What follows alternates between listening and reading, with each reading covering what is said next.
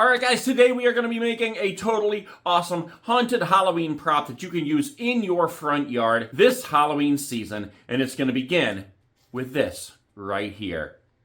Let's play a game.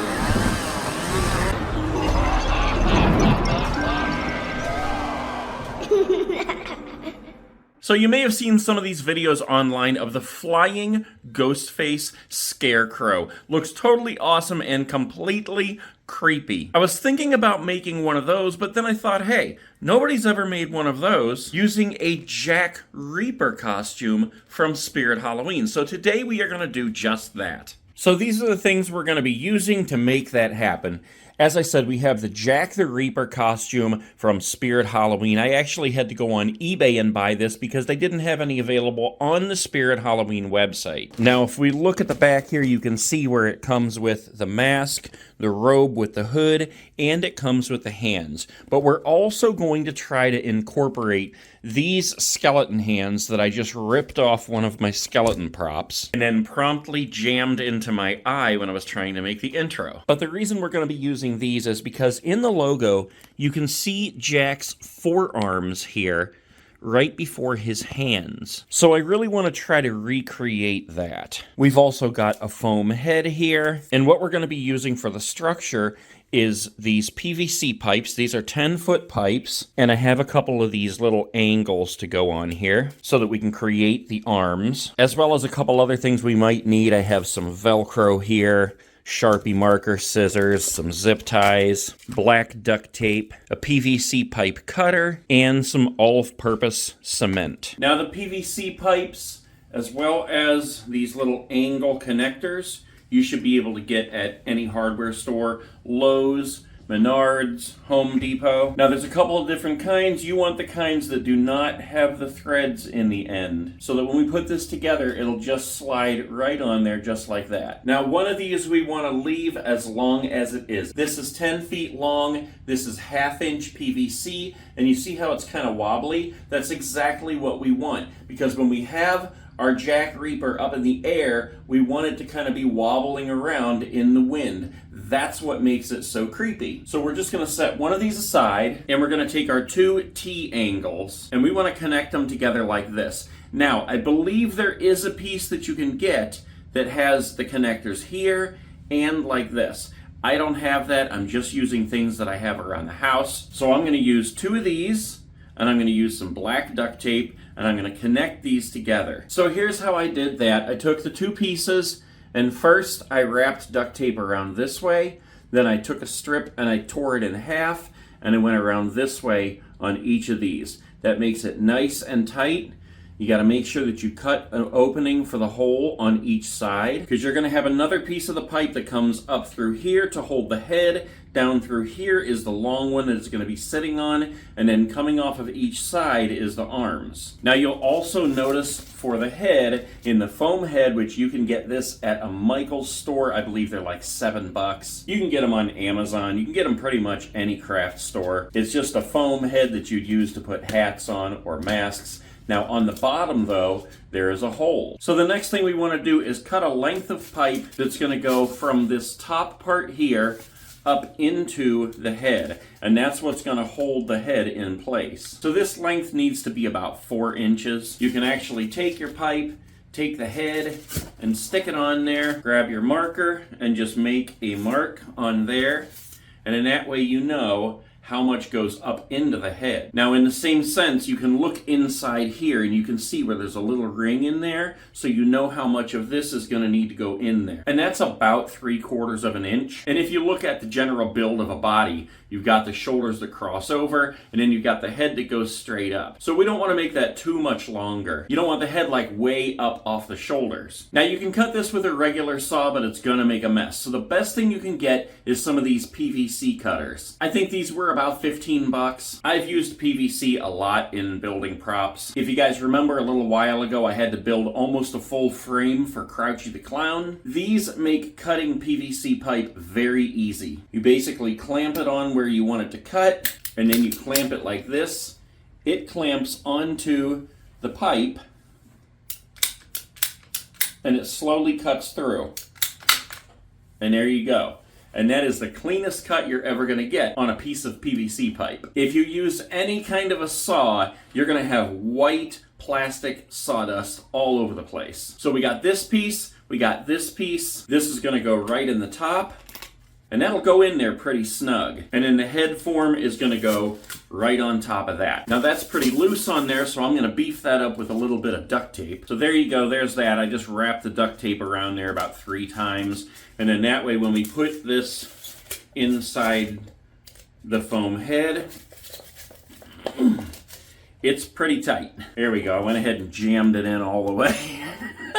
Okay, the next thing we need to do is get some arms going. So if we look at the head right here, we have from here over to the shoulder, and then we want the arms to be up like this. So we need to go all the way to the elbow. So we're talking about probably 18 inches on each side. If we take our measuring tape and just put it in the middle there, put up my arms to the elbow, that's 18 inches right there. And remember, we want it to look like the logo, so we want the arms going out on both sides. So we're gonna take our pipe that we're cutting from. Now make sure you keep your long pipe off to the side, and the one you're cutting the smaller pieces over on the other side, so you know you're not cutting into your long one. Measure this out. We're gonna mark this at, we're actually gonna go 17 inches. Cut off a little bit to accommodate the elbow. And we need 2 of those. Grab your cutter. Whatever you do, don't put your stupid finger in there. Alright, so we got the 2 pieces for our arms.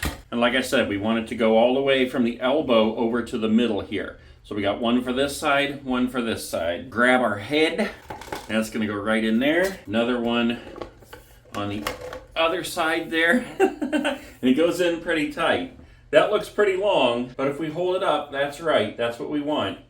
We want it right to the elbow on each side. Next, we're going to take the little 90-degree angle corners, one on each side, because those are going to be the elbows. Now we want these slightly bent out this way, just like that, because remember, when you're looking up at him, you want his arms out like this, like he's reaching to scare you. You know, you want these hands up this way. So the next thing we need to do then is work on getting these arms on there. Now for the forearms, we need about 10 inches. So I went ahead and cut 2 pieces of that, one for each arm. And we want to attach each one to one of these skeleton arms. So if you think about what we're going to be seeing when we're looking up at this prop, we're going to be seeing this part, the bottom of the arm. So this is how we want to see it right here. So we're going to take this and we're going to attach it somehow to the back of this arm. Now we don't want to see this white through these 2 bones here.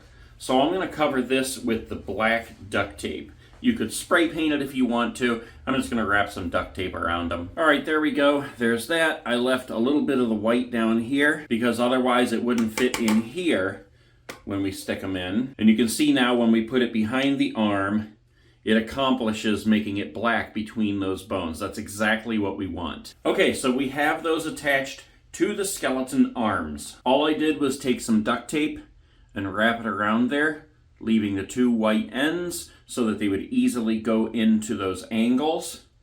And then at the top here, I just wrap the duct tape around just enough to hold it into place where you still don't see it, but you do see the black between the bones. Jack's arms are up like this. Now we have skeleton hands right here that match the bones. Should we use those, or should we try to incorporate the gloves that they send with the costume? Even though they're pretty small and skinny hands, they match the bones. And these hands really are enormous. I mean, they're made to be gloves, to actually go over your hands. So even though that looks cool right there, I think that's way too big for what we're trying to accomplish here. I think we're just going to stick with these hands because they also bend like this. So I think that the way that Jack's reaching, his hand isn't just like this, it's up like this. So we're able to take this hand and bend it. And that gives us exactly what his arm and his hand looks like on each side. So yeah, if we put these together, you can see where that's what it's coming out to be. And Jack's hands are kind of slightly bent in and up. So that's what we get just by leaving it with the hands that we're using right here. I think that's perfect. So there's our structure right there for the hands and the head. The mask is going to go right on that head, and then we'll have the 10-foot PVC pipe coming out from down there. And when he's dressed all up, he'll be up in the air kind of floating around like this with his costume blowing in the wind. That's going to be creepy. So next up is his mask here. It's a little bit too round looking for me.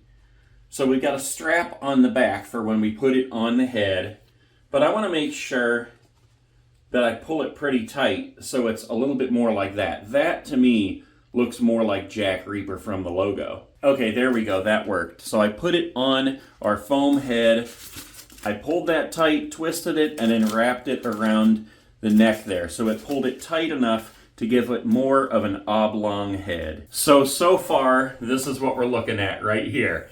How cool is that? This is coming along awesome. And these hands, like I said, we can bend those up a little bit for if he's going to be looking down.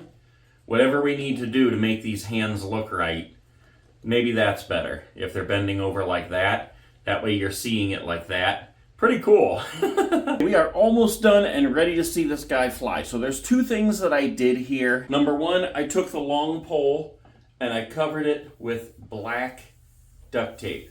That way it kind of disappears into the background. Now I think I said at the beginning of this video, you can get black PVC pipe. So if you go out to buy this stuff, just buy the black instead of the white. It's that much easier. I left a little bit up here at the end, like with the other pieces, because that needs to slide easily into the neck piece. And if we spin it around here, I gave this end a little point. I cut this much off right here just to give it a little point and make it go in the ground that much easier. So, next up is the costume. Now you can get this costume in a kid's size. I bought adult size. I wasn't sure exactly how long it was going to be, if I was going to need to cut it. This thing is pretty big. This is shoulder to shoulder. Then we've got the arms. And if you look at the way it's cut, that is exactly how it is in the logo. Now it also has the hood connected, and I think it's funny because it has this little wire in here that makes this part stick up,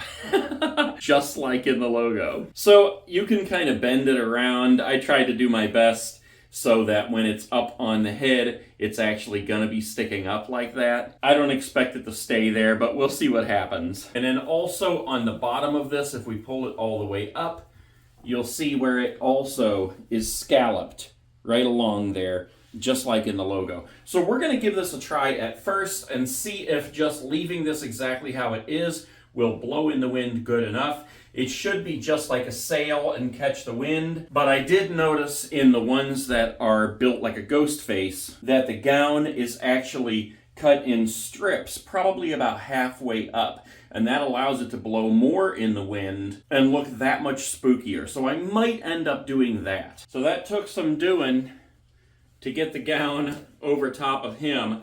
I had to take off the arms on each side, and then I had to figure out how to thread the arms through what was actually the arm holes, I guess you'd say. So we can put the hood up here, and you can see it's coming along really good, guys. Look at that. This is going to be so cool. And this is why I brought some extra things with me. I have this Velcro here. I'm going to have to cut a couple small pieces and put like a piece right here on the top of the head, as well as in the top of the hood here, so that it will hold it in place. I may even have to do that on the sides here too, because we don't want the hood blowing off. How scary is that? Okay, so that's exactly what I did. I put a piece of Velcro up here, one on that side, and then one on this side as well. So we should be able to peel the strips, put the hood up, and find exactly how we want it on there, and then just stick it to that Velcro, and that should hold it in place. That looks pretty creepy right there. All right, and there we go. There's the head, all Velcroed into place there. That hat absolutely cracks me up. Now we're probably going to have to do the same with some Velcro up here, because we want to see the bones there sticking out. Yeah, something like that. There he is. There's his arms up. And then he'll be up in the air like this. You'll see his face up there. but he'll be up in the air blowing around just like this. That's pretty cool. Okay, so what I did for the arms then was the same thing with the Velcro. One on this arm, one on this arm, and then we'll just pull this up and stick it right to the Velcro, and that should allow it to hang where you can still see the bones sticking out. Okay, we are ready to stick this guy on the end of his flying pole. I put a zip tie on each side of the arms so that it would not open up and expose more of the arm than we wanted, because we don't want this exposing like the PVC pipe. And then the other thing that I did was I decided to go ahead and put a little hole right here in the front, which I reinforced with some duct tape behind it so that we can put the pole right up through there, and it leaves all of this free to blow in the wind. So we should be able to put the pole right up through here. And then if you can see what I'm doing there, there's where the pipe meets the part that we left open. And there we go. He's on the pole. Now all we have to do is take him outside, stick him in the ground, and watch him fly. Okay, so I got him out here. I got him set up. It's not a very windy day at all, so I had to pull out the leaf blower to show you the potential for this awesome creeper. Okay, wait a second. Before I show you this, let me tell you what happened and then how I fixed it and made it better. When I first stuck it in the ground, he was 10 feet tall, but the plastic PVC pipe was not strong enough to hold him up. He was bending all the way over to where his head touched the ground. So I ended up cutting it down to about 6 feet, which made it work pretty awesome, but I had to angle him forward in order to hit him with the wind, and then he would stand up and all his clothes would blow, and he looked really, really cool. But when the wind stopped blowing, then he would lean way forward again. So I realized I had an 8-foot piece of conduit downstairs in the basement that I wasn't using. Now, conduit is a metal pipe. So I grabbed the conduit, I brought the Scarecrow in the house, I duct taped the conduit to about 3.5 feet of the bottom pole that I had him on. And here he is. Another thing that I did was I did go ahead and I shredded this and just cut it in longer strips, so that when it blows in the wind, it was that much creepier. Now, from the bottom of the pole all the way up to the top of his head is just over 11 feet. So when we stick that guy in the ground, he's gonna be 10 feet tall. And there he is, 10 feet tall. And now all we need is some wind.